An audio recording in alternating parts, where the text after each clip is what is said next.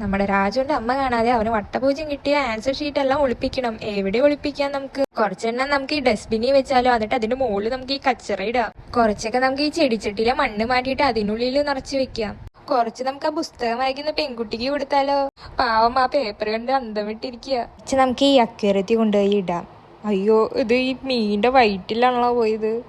ഈ അക്വേറിയത്തിന്റെ ബാക്കിൽ എവിടുന്ന് ഇത്രയധികം പൈസ വന്നേ? അവന്റെ അച്ഛൻ കാശ് ഒളിപ്പിച്ച് വെച്ചത് അമ്മ കാണാതെ. ഇനി അച്ഛനെ ബ്ലാക്ക്മെയിൽ ചെയ്ത് കുറച്ച് പേപ്പേഴ്സ് അച്ഛന്റെ മടിയിൽ ഒളിപ്പിച്ചേക്കാം.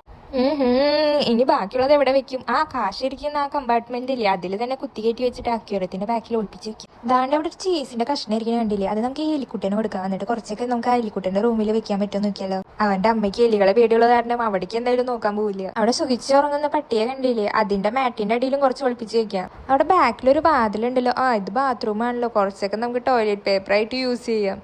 കുറച്ചെടുത്ത് നമുക്ക് ഫ്ലഷ് ചെയ്യാൻ പറ്റിയാ നോക്കിയാലോ? ഇത് എടുത്തിട്ട് സ്വിച്ച് ഞെക്കി നമുക്ക് ഫ്ലഷ് ആക്കിയാലോ? അയ്യോ, ആ ബാത്റൂം ബ്ലോക്കായി പോയി. എന്തായാലും കുഴപ്പമില്ല, അല്ലാതും നമ്മൾ അമ്മയുടെ കണ്ണിൽ നിന്ന് ഒളിപ്പിച്ച് വെച്ചു. അങ്ങനെ നമ്മൾ ഈ ലെവലും പാസ്സായേ.